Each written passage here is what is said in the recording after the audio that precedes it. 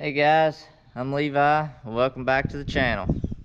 I got done planting yesterday afternoon on my farm, and we got 1.5 inches of rain tonight, and it's supposed to get a little bit more rain tomorrow. And of course they done changed the weather. Now it's going to get cold for like 5 or 6 days in a row.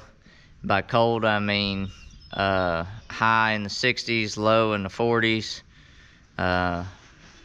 I didn't really want the beans sitting in the ground that long with the temperatures like that, but the weather's wearing me out. It's dry, hot, the dust is flying. Try to get it planted, and then the cold front comes. This should be the last one. It's 1st of May, so it should clear out after this one, but I'm really hoping I don't have to replant anything. So we'll just have to wait and see, I guess. So I got my sprayer set up here, and found out that I had a wand that had a leak in it, so I went to town and got a wand, but it's still spitting rain a little bit, so I think I'm gonna hold off a day or two on the spraying. And we got a few trees that's fell over the winter on the side of the field, and I think we're gonna go cut them up today and get them moved.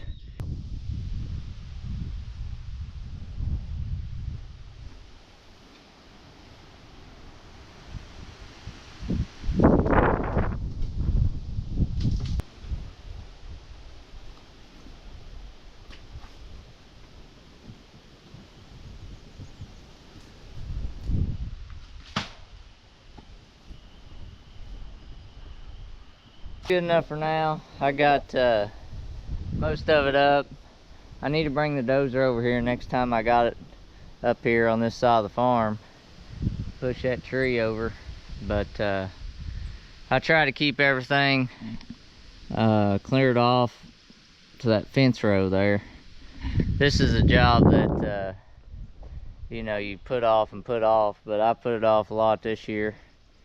But I want to get it done before the grass is all growed up and the snakes are out. So, well, I want to stop and give you an update on this pond I cleaned out last year. You can find the video on my channel. Mud was all the way up to the top of the dam, and I cleaned it out. At the bottom in the center there was a rock shelf, solid rock, and I don't know if when the pond was dug originally they didn't dig down to that rock shelf, or maybe they put some clay on top of that rock. Not really sure, but whenever I cleaned it out, the mud was all the way down sitting on top of that rock. So obviously I have a leak, and I have looked and looked and looked all the way down around that dam, and I can't find anything.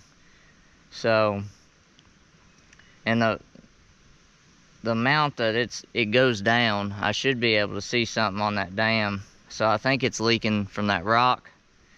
So one thing I thought about trying to do to fix it was maybe bring a hose over here in August when it's dry, draining the pond, let it dry out a little bit, and come and scrape some clay off from the sides and pack in that center, and maybe it'll seal that rock up.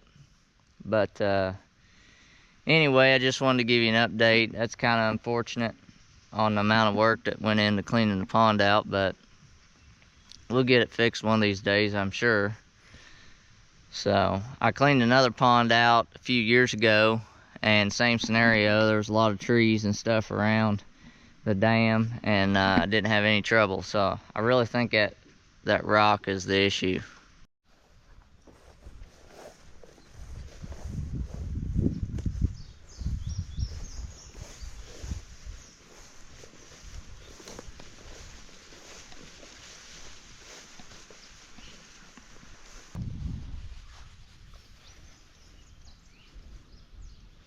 This is the old farmhouse we have on the property. Now we just use it for deer hunting. But in the 1930s, all this back here and some of this up front here was an apple orchard.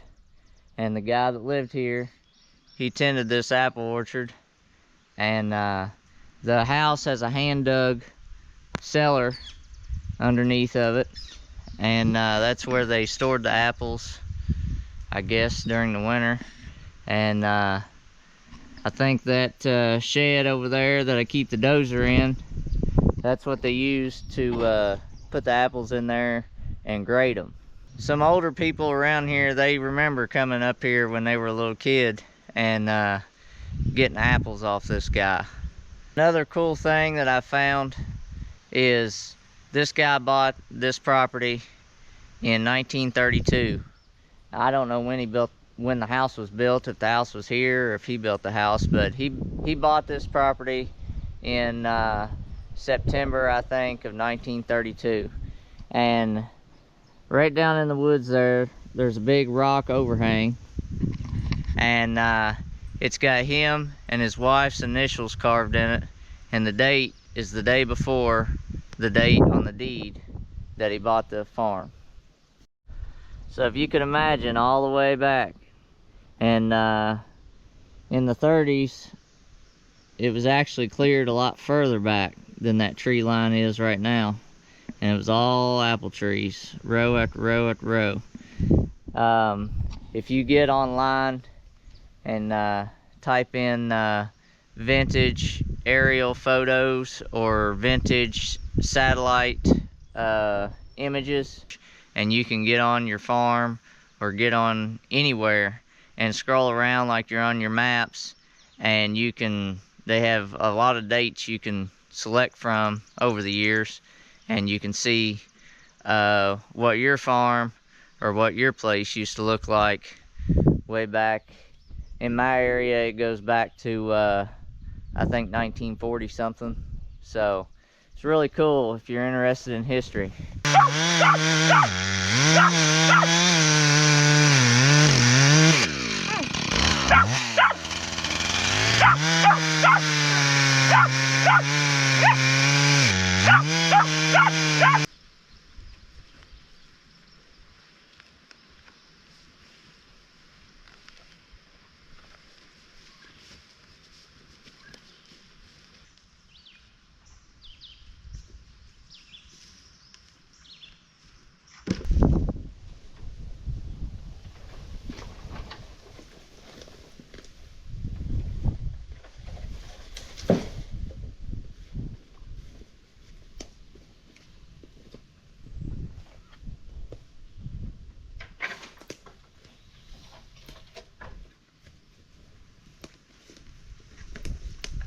Well, the sun came out, cranked the heat up, and the wind's blowing. So even though we got a lot of rain last night, it's still not wet because we were so dry. So I'm gonna get on the bush hog here and start mowing around the field edges, because there's a lot of places that I can only get to before the beans start coming up. So I'm gonna get on that. I'll video until the camera dies, because it's getting ready to die. So let's go.